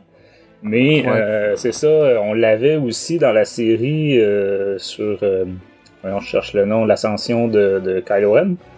Que c'est Charles Soule aussi qui a écrit ça, si je ne me trompe pas. Et c'est ça, Lor Senteca t'es là avec Yédé Luc, justement, là, en tant qu'explorateur puis connaisseur de plein d'anciens endroits.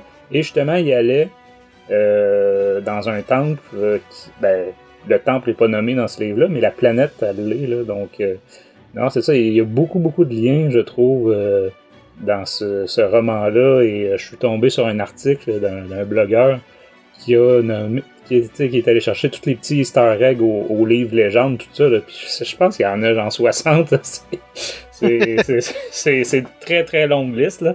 J'essaierai au pire de retrouver ça puis de partager ça sur le Discord, mais non, c'est ça, tant qu'à nommer, là, c'est juste un nom de famille, évidemment, là, c'est pas Lor Senteca, mais puis tu sais, on comprenait avec le personnage de Lor Senteca que c'était une famille riche, tu sais, ou en tout cas pas nécessairement dans le besoin, puis c'est ça, là, dans celui-là, ils se sont mis riches justement avec le développement des voies hyperspatiales. Puis tu sais, ça va peut-être justement venir, ça, puis les autres livres, ça va peut-être justement amener du lore autour des voies hyperspatiales qui reste quand même comment dire, une case assez vide là, en termes d'explication de comment ça marche dans Star Wars. Fait que non, c'est ça, j'ai trouvé ça le fun, cette thématique-là. Puis le fait que comme tu disais, je me souviens plus de son prénom, là, mais la matriarche, on va dire. Hein, Marie. celle qui a été kidnappée, dans le fond, là, par Marchion Ro. Ben, par le père de Marchion Ro, à l'origine. Ben, c'est ça, tu sais, elle est limite sénile, là, rendue où ce qu'elle en est dans l'histoire. Puis, ben, elle est otage, mais elle sait pas nécessairement ou elle s'en rend pas toujours compte. Fait qu'elle collabore, elle, de son plein gré. Puis, elle pense, en fait, qu'elle vend encore ses services à la République comme avant, mais là, dans le fond, ça sert à 100% au Nihil. Ouais. Fait que tout l'aspect de leur... Puis, tu sais, là, je me souviens plus des noms, mais les Jedi vont justement poser des questions aux San Tekka puis leur demander de l'aide pour les fameux droïdes que tu parlais, là. Ouais, exact. Et ils savent plus ou moins qu'ils se font bullshiter. Mais, tu sais, ils se disent, bon, ben, c'est des entrepreneurs privés, bon, tu sais, ils ont toujours des choses à cacher, c'est normal, ça veut pas dire que c'est un grand complot, là. Mais, non, c'est ça, moi, j'ai beaucoup aimé cet aspect-là, cette rencontre-là, puis, ouais. Ben, c'était intéressant, mais tu vois, ça, c'était un petit bémol pour moi, parce que je me disais, justement, on part de quelque chose de nouveau, on a moyen de développer avec énormément de nouveaux personnages, mais on va chercher comme ce nom-là. Puis là, j'ai fait comme, attends, c'est comme Lars Antec. Ok, fait que ça vient valider le fait que probablement que lui, il a aidé Luke à trouver une place perdue. Ouais. Puis qu'il y a personne d'autre qui a le chemin pour aller à ce... Ouais, c'est ça. Ça vient sur Acto dans ce temps-là, expliquer ses connaissances, on va dire. C'est ça. Donc, tu sais, oui, c'est le fun. Puis oui, je suis d'accord avec toi. Par contre, c'est vrai que ça va potentiellement, éventuellement, en expliquer plus sur les voyages en hyperespace, même si on a déjà une idée générale de comment ça se passe. Mm-hmm. Mais plus la cartographie de ces voyages-là qui va être intéressant. JF, tu voulais dire quelque chose? Non, vas-y là-dessus, parce que j'ai une question pour vous, mais c'est sur un autre sujet. Fait que tu peux finir sur ton point. Ben, pour l'histoire des San Tekka puis les navis droïdes, là, c'est pas mal ça. Je trouve que c'était juste comme poussé fort, puis j'ai trouvé un peu dommage justement qu'il y a beaucoup de démonstrations d'usage de la force dans le livre, mais de se dire on va utiliser la force pour essayer de repérer les vaisseaux, les morceaux du vaisseau qui peuvent rester, ça non. J'étais comme ok, là, je trouve ça un petit peu bizarre, mais bon, c'est peut-être juste moi. L'autre, c'est les Jedi qui se retrouvent à utiliser la technologie au lieu d'être inverse. C'est ça. Un truc que j'ai trouvé comique, il y a des mines taupes qui sont introduites là, dans le livre à un moment donné. J'ai comme fait, mais c'est Screamers! C'est vrai, j'avais pas fait le lien.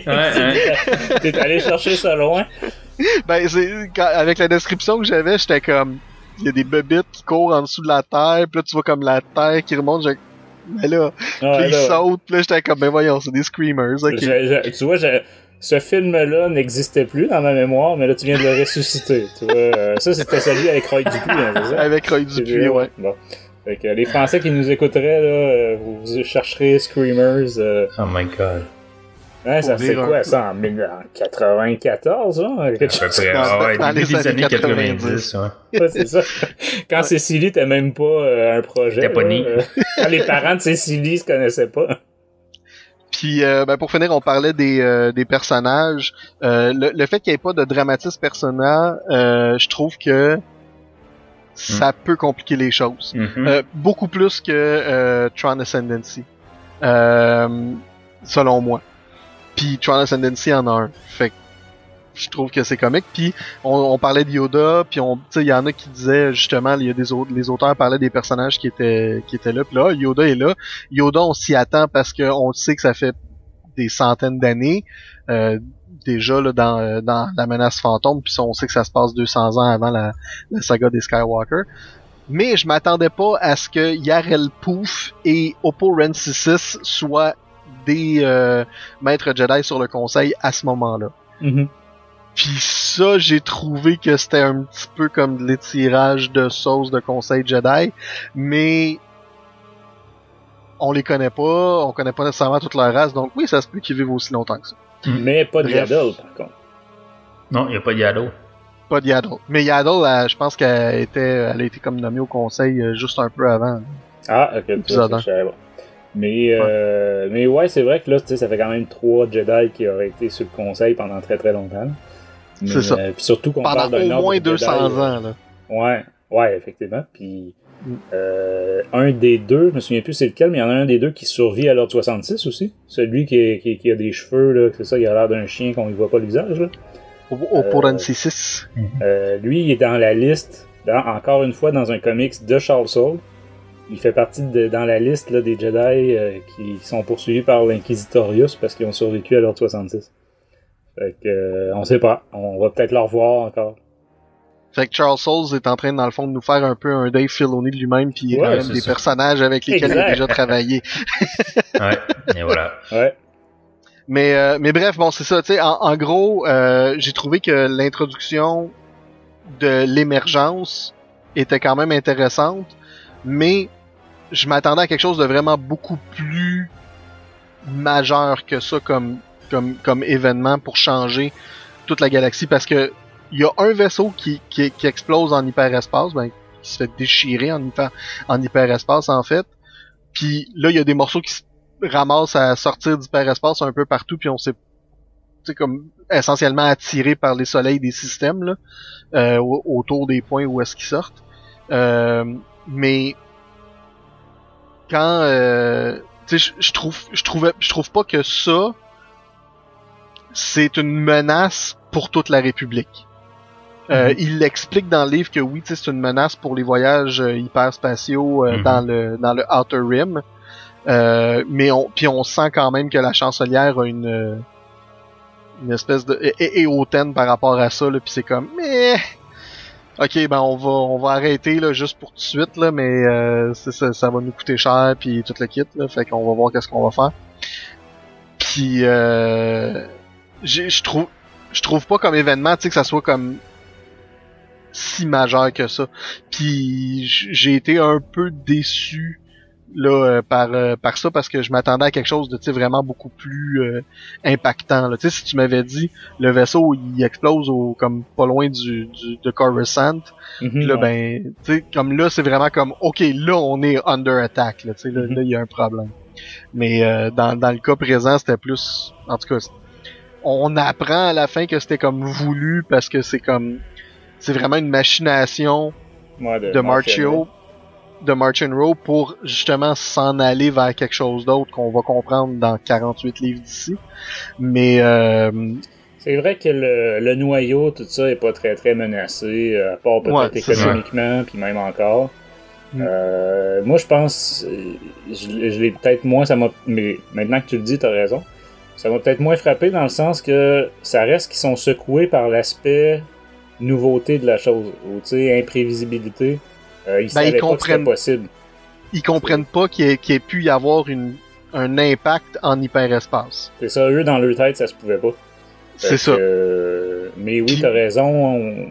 A posteriori, une fois que t'as lu le livre, c'est vrai que c'est peut-être pas d'ampleur galactique comme désastre. Puis tu sais, comme moi dans ma tête, comme en voyage hyperspatiaux justement, tu le sais jamais quand quelque chose peut traverser une voie d'hyperespace de manière impromptue là. C'est l'univers, c'est grand, il y a des astéroïdes et tout. Est-ce que c'est comme incroyablement 1/1000e de chance que ça arrive? Oui. Mais tu sais, je pense qu'il y a toujours un risque là, quelconque à considérer. Mais la manière dont l'événement est amené quand même, c'est intéressant. Puis justement, le fait que ça se propage puis ça va plus loin, c'est intéressant. La manière que les Nihil sont gérés aussi, au départ jusqu'à la fin, c'est intéressant de voir le développement là, politique de ce côté-là. Puis oui, c'est quelque chose que j'ai hâte de voir comment est-ce que ça va se développer. Mais de tout ce que j'avais entendu sur les Nihil avant de lire le livre, je m'attendais vraiment à un ennemi beaucoup plus menaçant que des marauds, que des pirates. Ouais, ben c'est ça, ça avait été vendu un peu plus comme des Vikings. que des pirates. Là, on est vraiment plus dans l'organisation pirate. Là. Okay. Mais je comprends comme ce qu'il veut dire avec les Vikings. Ouais, ils font des raids, tout ça. Là. Avec des in and out, là. Ouais. Mais puis l'autre aspect aussi, c'est que dans l'Outer Rim, ils sont connus. Ouais. Fait que sont pas vraiment comme, c'est pas comme si c'était vraiment sorti de nulle part, là. Fait que c'est pour ça que j'ai trouvé que ça l'a diminué, là, le danger, entre guillemets, pour moi. Ben, en début de livre, c'est vrai. Par contre, là, à la fin, comme ils se retrouvent à être organisés, puis qu'ils peuvent sortir, popper on l'a pas mentionné jusqu'à maintenant, mais même en pleine bataille, ils peuvent disparaître et réapparaître, mettons, 3 km plus loin. Puis, fait que, tu sais, pour la gestion, pour livrer une bataille, là, c'est du grand n'importe quoi, là. Les forces de la République savent pas du tout quoi faire avec ça. Ils sont pas organisés partout. C'est ça, ils possèdent une technologie, entre guillemets, supérieure au Hyperspace Drive, on va dire. Donc, c'est ça. Puis oui, effectivement, à la fin, justement, tu te rends compte qu'il y a quelque chose d'autre de caché qu'on connaît pas encore. Éventuellement, on apprendra ce que c'est. Moi, j'ai une question pour vous autres. Ouais. Qu'est-ce que vous pensez que c'est l'artefact ou le genre de baguette que Marchand Haut a? C'est-tu un objet Sith? Parce que c'est un objet qui flash, hein, je pense que c'est comme mauve la lumière que ça fait, là, puis c'est comme... Ouais, vas-y. Ouais, j'ai pas su trop quoi en penser de ça, effectivement. Je me suis dit, justement, ils mettent pas l'accent très très Sith, sinon il y aurait du rouge. Non, mais ce que je voulais dire, c'est que la baguette, on dirait qu'il y a tout le temps comme une mauvaise... comment tu dis ça? Une vibe, là, genre, tu sais, un mauvais... Ouais. Fait que, tu sais, c'est comme... C'est-tu quoi? C'est-tu possédé par le côté obscur? C'est-tu un... Tu sais, c'est ça, on le sait pas, là. Je sais pas. Moi, j'ai l'impression... En tout cas, en le lisant, j'avais quasiment l'impression que c'était comme un holocron. Ou un dérivé d'holocron quelconque. Puis le fait, justement, que ça soit apporté avec l'aspect que Marion Cho avait besoin d'un Jedi. Fait que t'as besoin d'un Force User pour l'activer ou pour y accéder ou quelque chose comme ça. Tu sais, j'ai l'impression là, que ça a un rapport quelconque avec... Il y a un lien entre cette baguette-là et la Force. Ouais. Quel est ce lien-là? On va le découvrir plus tard. Mais moi, personnellement, j'ai l'impression que ça va être comme une espèce d'alternative à un holocron quelconque. Parce que oui, nous, on connaît les holocrons Sith, les holocrons Jedi de certaines formes. On connaît les cubes, puis on connaît les pyramides de Batuu qu'on a vu amplement. Mais on en a vu d'autres aussi dans les livres qui sont dodécaédrales et puis de d'autres formes aussi. Là. Donc, ça se peut qu'il y en ait un qui soit cylindrique puis qu'on... Mais tu sais quoi, parce que je sais pas si c'est le feeling que vous avez eu, mais moi j'ai comme l'impression que justement la vision de la force comme je l'ai dit tantôt son nom, j'ai perdu. Non, que le Jedi là, pas Ezra là, mais ça ressemble à Ezra. Mais en tout cas, que la vision qu'il y a de voir Elzar. Merci, Elzar. La vision qu'il y a de voir la maître Chris, où tous les Jedi là, en douleur et en souffrance. Je sais pas, moi j'ai l'impression que c'est lié avec ça. Ben moi je dirais par déduction, justement quand tu regardes le travail de Saul jusqu'à maintenant dans Star Wars, il y a été beaucoup question d'artefacts Sith ou en tout cas du côté obscur qui justement manipulait les gens, que ce soit dans sa mini-série sur Lando ou dans plus récemment sur le Seigneur Noir des Sith là, donc le casque de Momin puis toutes ces affaires là. Il y avait aussi, comme tu dis Seb, il y avait toutes sortes de formes dans dans les archives Jedi là, Joe Castanew là, elle protégeait justement toute une série d'artefacts là, cachés. Donc non, c'est ça, probablement qu'on s'en va vers quelque chose comme ça. Puis juste mentionner d'ailleurs, JF, pour comme corriger sur ton résumé, c'est pas juste non plus de la douleur puis de la souffrance que Elzar voit dans sa vision. Je pense que le point vraiment le plus important à retenir, c'est qu'il voit des Jedi s'enfuir de peur des événements qui arrivent dans sa vision. Puis il sait pas c'est de quoi il se sauve. Ah, c'est ça. Mais il sait qu'il se sauve de quelque chose. Fait que là, tu sais, ça donne une idée que si les Jedi se sauvent de quelque chose comme ça, c'est important. Là. C'est méchant. C'est méchant. C'est méchant. Mais en tout cas, on va voir si les visions se retrouvent à s'appliquer à 100% là, ou si c'est juste de la déformation justement. Mais moi, j'en reviendrai sur l'aspect politique, on va dire, où tu mentionnais que la chancelière a un aspect un peu détaché de ce qui peut arriver à l'autre bout. Mais à l'inverse, j'ai trouvé qu'on était dans une république très très idéaliste, là, avec justement les militaires écoutent les Jedi puis obéissent aux Jedi, même s'ils sont pas sous les ordres des Jedi. On n'est pas dans la guerre des clones. Mais ils acceptent leur plan, même si du point de vue militaire, c'est loin d'être ce qu'il y a de plus efficace, là. Mais il faut sauver des vies. Puis nous sommes tous la République, nous sommes tous tu sais, c'est répété plein de fois dans le livre. Fait que puis la chancelière, c'est ça. Hey, tu sais, juste quand je parlais d'impact économique, social, tout ça, là, ils ferment les voies hyperspatiales complètement. Ça cause des famines un peu partout sur le territoire de la République. Parce que justement, il y a des planètes plus isolées que là, ils ont plus de livraison de nourriture pis ça, t'sais. Fait que tout ça, c'est ça parce qu'ils sont pas certains de la sécurité, ou en tout cas. Fait que dans ce sens-là, ouais, je suis moyennement d'accord avec toi pour ce qui est de la chancelière. Je l'ai trouvé, moi c'est l'inverse. Je lui faisais le reproche d'être un peu idéaliste, un peu on prend pas de chance, tu sais, même si on va mettre l'économie à terre. Bon, encore une fois, on pourrait parler des liens avec la COVID, là. mais comme d'ailleurs, justement, quand ils réouvrent les voies à la fin, ils disent on va sortir du budget là, pour repartir l'économie dans les Outer Rim. Ouais, c'est ça. On va s'endetter un peu. Ouais. On va pousser les usines qui fabriquent les navis droïdes parce que dans les 57 708 droïdes qui ont été utilisés par Kevin, il y en a, je pense qu'il y en a pas loin de 6000 là, qui ont explosé de chaleur là, en faisant Ouais, ils ont surchargé. Ils ont surchargé là, en trouvant où étaient les prochaines émergences. Donc, ouais, c'est...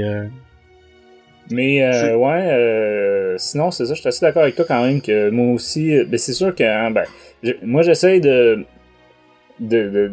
comment dire, de pas laisser mes attentes justement puis le marketing avant venir gâcher mon plaisir, parce que c'est ça, par le passé ça m'a joué des tours.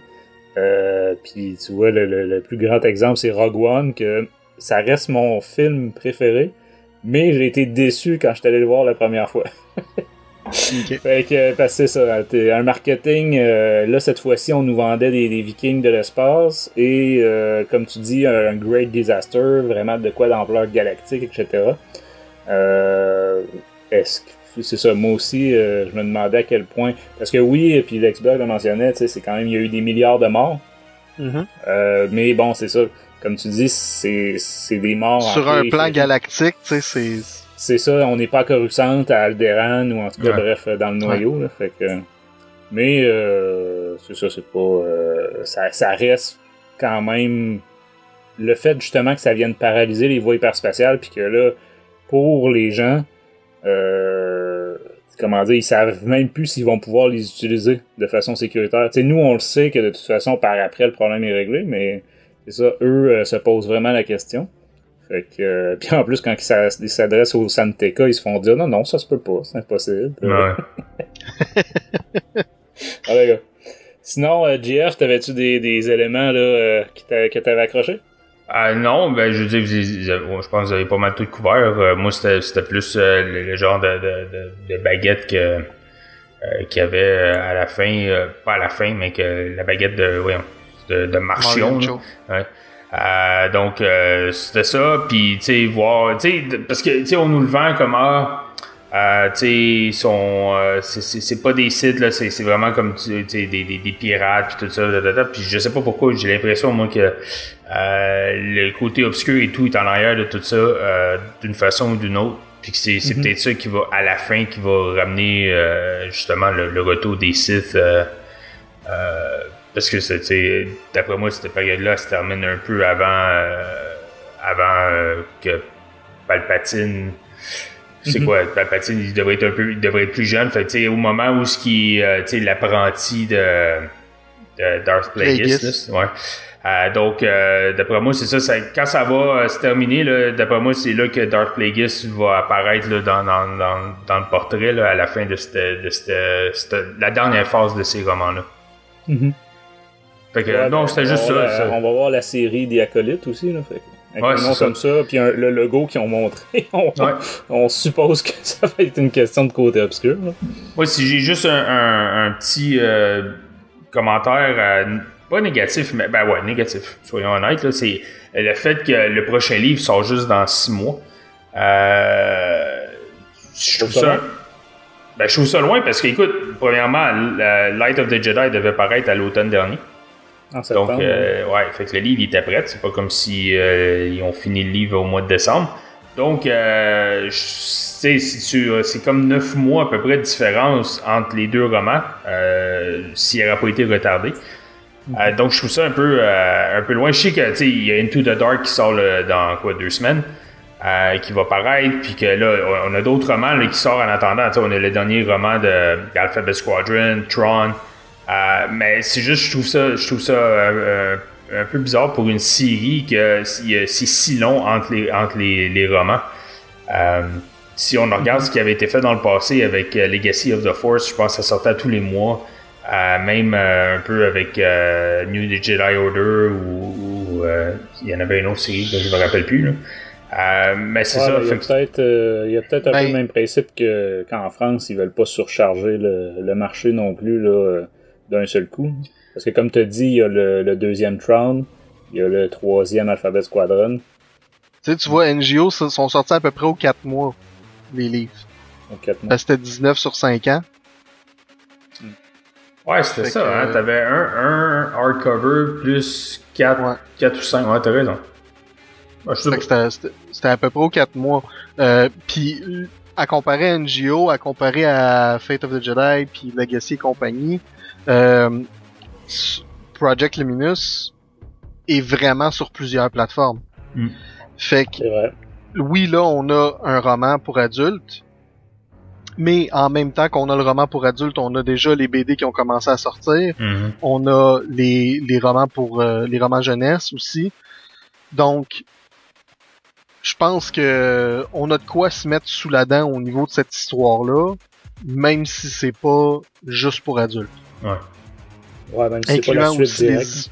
C'est ça, incluant les histoires qui vont paraître dans le Star Wars Insider et compagnie. Là. Je serais pas surpris par contre qu'à la fin, ces différentes histoires-là se rejoignent aussi. Ça, c'est pas exclu. Ah, mais absolument. Là.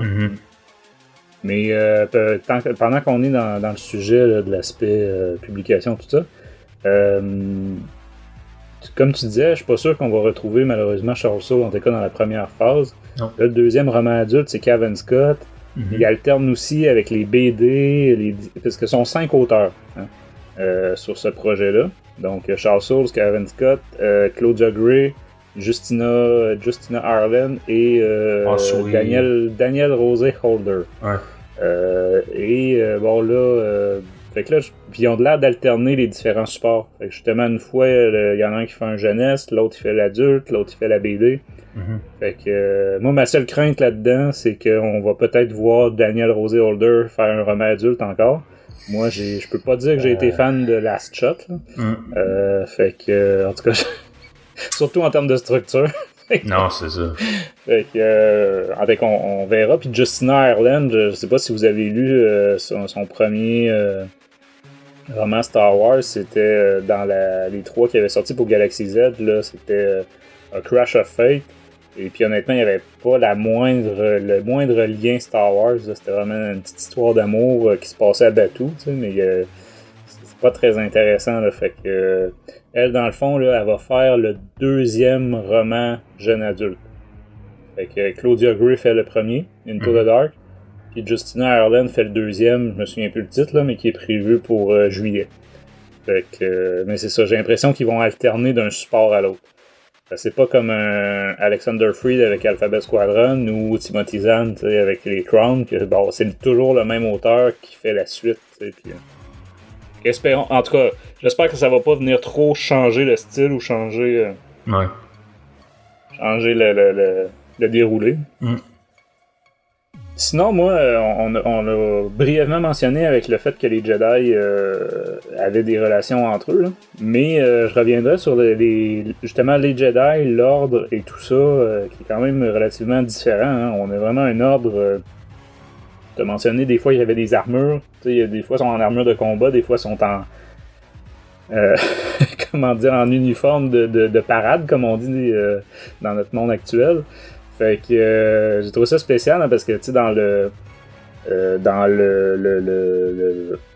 la saga Skywalker, en tout cas l'époque qu'on connaît jusqu'à maintenant, ben c'est ça, même si l'ordre est très riche, très puissant, tout ça, ça reste que les Jedi sont tous en toge, très pauvres en termes de... Ouais, pis tu sais, mais je veux dire, il y a pas plein de bijoux après, pis de l'or brodé ou des affaires comme ça, tandis que là, à cette époque-là, on voit que c'est beaucoup plus flamboyant, leurs uniformes ou leurs... tu sais. Fait que j'ai trouvé ça intéressant quand même comme réflexion là, de la part des auteurs. Et puis dans leur méthode aussi, tu sais, t'as mentionné dans ton résumé, spoiler, qu'il y en a un qui saute pour attraper quelqu'un qui est en chute libre, là, un enfant qui a été garoché en dehors du vaisseau. Mais c'était sa 3e tentative, parce que les 2 fois d'avant, le maître Jedi l'avait carrément poussé en bas de la falaise pour qu'il apprenne pas à voler, mais à atterrir, on va dire, à amortir sa chute. Tu te dis, ok, vraiment, là, c'est pas pour un oiseau, tu sais. Et puis les 2 premières fois, ça marchait pas du tout. C'est le maître Jedi, dans le fond, qui est venu le sauver. Fait que c'est ça, dans les méthodes, dans les tout ce qui est on en a plusieurs là, on a aussi le Jedi Wookiee, que là les gens comprennent pas nécessairement ce qu'il dit, tu sais, puis fait que non, c'est ça, j'ai trouvé ça intéressant parce que justement, je l'ai mentionné dans d'autres critiques par le passé, que là les Jedi de la prélogie, je trouvais que les auteurs manquaient un peu d'imagination, ou tu sais, les relations maître-apprenti, c'était pratiquement toujours la même affaire, ou fait que non, c'est ça, là, j'ai trouvé ça très intéressant, cet aspect-là, malgré tout. Puis, tu sais, la fameuse Starlight Beacon, là, que là, ils font beaucoup d'espoir là-dessus, parce que ça sert d'avant-poste aussi pour les Jedi. Tu sais, il y a même un Jedi qui va être à la tête d'un contingent, il me semble, c'est le terme qu'il emploie, là. Un contingent de Jedi, là, avec une hiérarchie militaire. Fait que c'est ça, c'est quand même très différent de ce qu'on connaissait jusqu'à maintenant, là, tu sais. À l'époque de la prélogie, oui, il y a des avant-postes Jedi, là, des temples. Tu sais, c'est plus des temples que des avant-postes militaires, on va dire. Et puis, habituellement, c'est toujours le Padawan et son apprenti qui sont envoyés pour régler un petit conflit. Tu sais, c'est un peu des diplomates ou qui sont envoyés à la demande de la République, là, du gouvernement. Tandis que là, on n'est pas vraiment là-dedans, là, mais c'est un peu le Far West. J'ai l'impression qu'ils se sont dit on veut amener un aspect encore... C'était déjà le cas dans Saga Skywalker, tu sais, le Outer Rim, puis c'est ça, l'espace sauvage, ça le dit, là, tu sais. Ouais. C'était déjà le Far West, mais là, ça l'est encore plus. C'est comme... c'est la fameuse conquête de l'Ouest. Hein, tu sais, pour nous, au Québec ou les Français, ça parle moins, hein, mais les Américains, là, la conquête de l'Ouest, là, puis les pioneers, tu sais, puis toujours repousser la frontière à l'Ouest. Ouais. C'est quelque chose de très ancré dans leur philosophie, dans leur histoire. Fait que, non, c'est ça. Moi, j'avais certaines inquiétudes au fur et à mesure du marketing là, du projet Luminous puis de la Haute République. Mais non, vraiment, avec ce roman-là, je trouve qu'ils sont venus me rassurer. C'est pour ça que tantôt, tu sais, je l'ai pas mentionné, mais j'ai fini par donner une note parfaite parce que, en préparant l'émission, puis je m'attendais pas à donner la note parfaite, honnêtement, parce que quand j'ai fini le roman, je me suis dit, ouais, ok, c'était bien, c'est ça, c'est venu me rassurer, mais tu sais, j'étais ambivalent, je me disais, c'est à quel point, là, comparé à d'autres romans Star Wars, à quel point j'étais excité, à quel point j'ai trippé, etc. Mais c'est ça, en préparant l'émission, je disais là, mais qu'est-ce que j'ai de négatif à dire sur ce livre-là? J'ai rien. J'ai beau chercher, j'y trouve pas de défaut. Bon, ben, quand t'as pas de défaut, c'est ça. La note parfaite, écoute. Fait que, je sais pas si vous aviez d'autres points spoilers, les gars? Juste avant, vite, il y a Lexberg qui nous disait que c'est Crash of Fate, c'est Zoraida Cordova qui l'écrit, Justina Ireland, c'est Spark of the Resistance. Oui, c'est vrai, je me suis trompé. Ouais, Spark of the Resistance, je sais pas si vous l'avez lu. Non. C'était une petite histoire très courte, là, un roman jeunesse sur Rey, principalement Rey. Puis la résistance, là, donc entre l'épisode 8 et l'épisode 9. C'était pas mauvais, mais tu sais, un livre jeunesse, là, c'est sûr que ça peut jamais aller très profond dans les thèmes pis tout ça. Ouais, c'est ça. Ben, on voit la différence, tu déjà, avec les audiobooks de Light of the Jedi qui est 13 heures versus, voyons, c'est quoi l'autre là, qui est sorti Test of Courage. Ouais, Test of Courage qui est 4h30, je pense. Mm-hmm. Donc, ça démontre là un peu ce à quoi on fait face. Juste un point rapide que je veux mentionner par rapport à ce qu'on disait sur l'étalonnage là, de l'histoire. La fin de la première BD finit presque en parallèle avec la fin du livre. Ah ouais, avec j'ai pas encore commencé. Avec la cérémonie de dédicace de Starlight Beacon. Mm-hmm. Donc, tu sais, il y a quand même des liens là, qui se tissent entre chaque chose. Ça aussi, j'ai bien aimé, j'ai quand même le mentionné, la fameuse cérémonie. C'est tout le roman, on nous parle de cette foutue cérémonie-là, tu sais, qui était censée avoir lieu. Là, c'est pour ça que les Jedi sont pas en armure, sont en espèce d'habit de cérémonie, pis tout ça. Ouais. Ils en reparlent au moins 5 fois, puis là, à la fin, tu l'as enfin, puis là, t'as les politiciens qui sont contents, ils peuvent venir découper le ruban avec leurs ciseaux. Tu sais, la fameuse pelletée de terre, là. Ouais, c'est ça. Bref, non, c'est ça, ça m'a bien fait rire. C'est peut-être parce que j'évolue dans le milieu. Non, mais c'est vrai que c'est une chose que Charles Soules nous reparle plusieurs fois dans le roman. C'est comme mais là j'étais censé être là, puis là ben je me ramasse ici, puis tout tu sais comme c'est comme le happening là, pour tout le monde, l'événement glamour, là, la cérémonie des Oscars là, tu sais, avec le tapis rouge puis tout ça. Bref, c'est plusieurs concepts intéressants dans ce livre-là. Absolument. Fait que bref, moi j'ai hâte de voir où est-ce que ça va mener. Puis à la fin de la première phase, en regardant en arrière, tu sais, genre, comment est-ce qu'on va voir, ok, c'est vers ça qu'il s'en allait. Puis à la fin complètement, de voir, ok, c'est vers ça qu'on s'en allait. Ouais. Donc j'ai hâte de voir que c'est quoi le endgame de... Ben, c'est ça, en fait, c'est que deux choses possibles. C'est que soit ce livre-là va être enrichi par les livres à venir. Fait que dans le fond, ça va juste être de la plus-value, puis va falloir absolument avoir lu ce livre-là, tout le monde, tu sais. Ou l'inverse, ils vont scraper le bébé, comme ça a été le cas avec les projets de DC au cinéma. Bon. Fait que, on va voir qu'est-ce qu'il y en est. Mais je trouve que jusqu'à maintenant, les échos qu'on a du travail en équipe des 5 auteurs et du story group, ben je trouve que c'est quand même super. Tu sais, quand je parlais de tous les easter eggs tantôt, il y avait beaucoup d'easter eggs aussi avec les autres auteurs, avec les livres et tout ça des autres auteurs. Entre autres sur Maître et Apprenti de Claudia Gray, puis fait que non, c'est ça. À date, je trouve que la collaboration a de l'air de bien marcher. En tout cas, je l'espère. C'est quelque chose qu'on réclamait depuis longtemps. Ce genre de... Je touche du bois pour que ça continue. Ouais. Parce que je voudrais vraiment pas que ça fasse comme Aftermath. Ouais, mais qui était quand même le projet d'un seul homme. Aftermath, c'est ça. Hein, c'était... Mais tu sais, en tout cas, il y avait quand même beaucoup de... À quelque part, le story group était quand même inclus. Puis de voir que tout ce qui se passe dans Aftermath, c'est quasiment flushé là, dans the Drain à la fin, j'étais comme... Pourquoi? Fait que j'espère que j'aurai pas ce sentiment-là avec ça là, quand on va arriver à la fin de la série. Mais bref, je pense que ça va être très populaire quand même. Puis que ça va déboucher aussi sur autre chose que juste du littéraire. Bon, là, il y a eu l'annonce de la série télé, mais on a tellement pas de détails que c'est pas clair le lien qu'il va avoir avec le reste. Ça va peut-être être la conclusion de la Haute République, ou en tout cas... Mais je serais pas surpris qu'on ait des jeux vidéo de cette période-là. Écoute, ça s'y prête énormément. C'est peut-être ça, justement, le jeu d'Ubisoft qui a été annoncé, c'est peut-être durant cette époque-là. C'est ça, par exemple. Fait que, non, c'est ça. Puis ça permet tellement, enfin, d'explorer des personnages nouveaux, autres, que la fameuse saga Skywalker, mais quand même en étant avec des thèmes comme la République, le gouvernement central, les Jedi, tout ça. Fait qu'on n'est pas obligé d'être juste dans des petites anecdotes. Enfin, là, on peut avoir des affaires d'ampleur, mais sans devoir jouer avec les impératifs de bon, on sait dans tel film il arrive ça pis ça. Ouais.